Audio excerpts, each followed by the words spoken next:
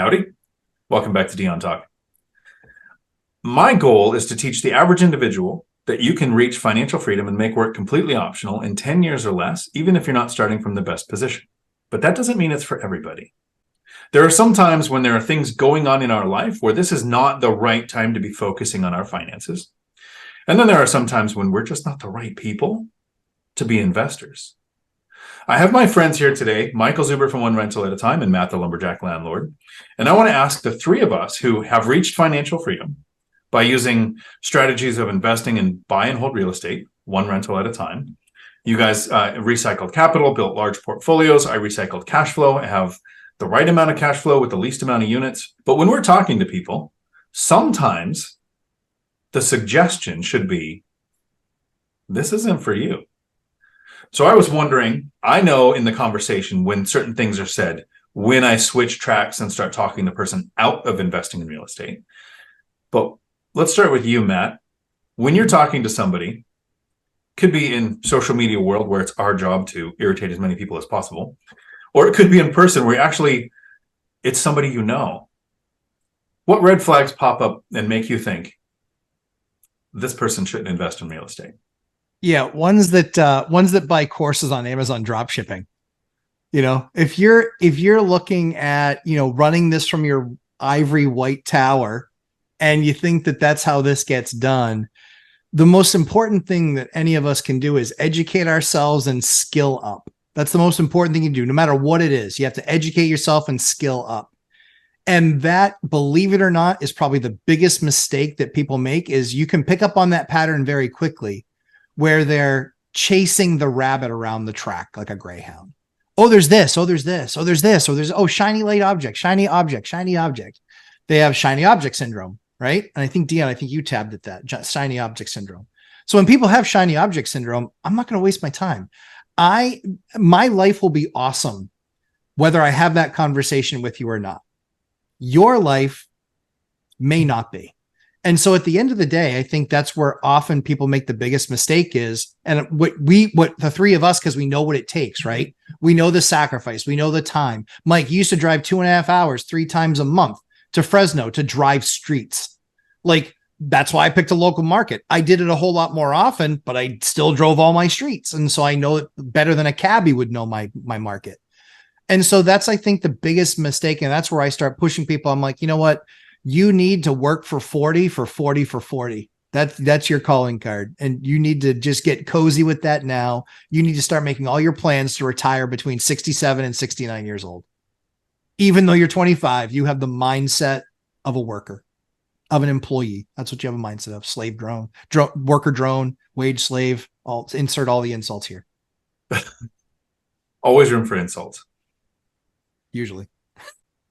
How about you, Zuber? What are the things that people throw out in the conversation that make you think, but not today, not for you?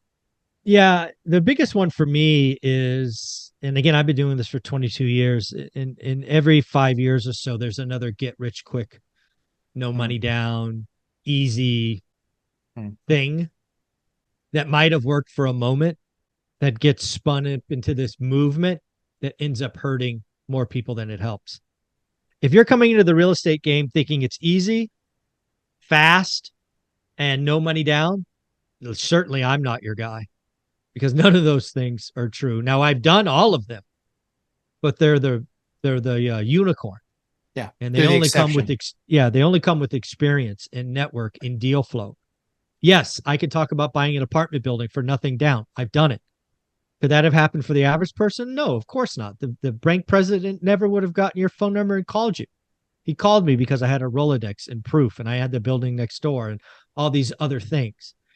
I think there are lots of people making lots of money, pushing hope and easy, fast, no money. I believe if that's what attracts you, you're going to most likely fail, and I'm not going to deal with you because that's not what I teach, and it's not what I did, so I can't talk about it. Uh-huh. For me, the first one is speed. Zuber, you've talked about the person who shows up and they're excited. You can feel their vibration. They just really want to do this. That's a good thing. But if it's the excitement about being able to retire in 6 months or a year and they haven't started yet, they're just in such a rush when I know. And there's actually a friend of mine, Frank, who is naming names. Well, Frank actually made a very good point, right? Okay. And he said, we talk often about how much the first 5 years suck. Yes. He almost didn't get into investing. He tried it once, 2008, kind of kicked him in the teeth. But he's doing it now, educated. He's taking the right courses, not the drop shipping courses, but he went and found people who've done what he's wanting to do, and he's taking their courses. But he said, I kept hearing the three amigos say, it's so slow and it's so rough that I almost didn't get back into it. Mm. So there are people who can't put up with 2 or 4 or 5 years of it being slow to start. Mm-hmm. And that's why when you hear the Burr method will scale you this fast, this, seller financing has no limits. You can approach 20 people at once and do 20 deals in your first year. I don't know that person should be doing this, because while it is possible, if you think of the average person buying a rental every couple of years, in 20 years, they're financially successful. It's very hard to actually mess that up if you have patience and you put the systems in place. But if you need to do it quickly, it's so easy to fall in your face when you're doing things fast like that, that I would rather actually not be involved in the person trying to do it that quick. Mm-hmm. Because when they fail, they're going to blame us. Matt, your second reason? Second reason, I would say they think that running their own business is easy. Well, I just don't want to work for anybody. You don't want to be a landlord. You don't want to be a landlord. Yeah, you work for them. Yeah. Yeah. I mean, that's true. I always tell people, I was like, hey, every morning when I wake up, I have 400 customers every morning. A lot of days pass where I don't hear from any of them. And then some days it's 3. Now, in many cases, it might be having a conversation with a maintenance guy. It might be having a conversation with the tenant themselves. I had a conversation this morning. I already did one, and it was about a parking lot. And so what's really interesting is that you're going to have conversations about it. Even when you have a property manager, you're still going to have conversations with them about what the problem is.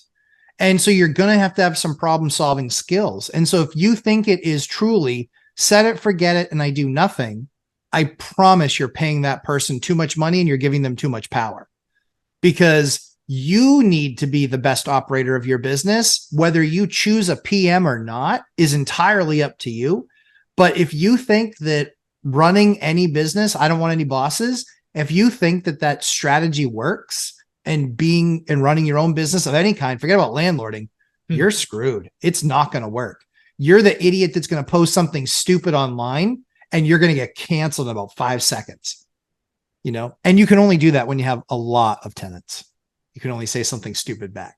I enjoy how quickly you can get canceled. I did some shorts recently with Christian from Christian and Cody Multifamily Strategies.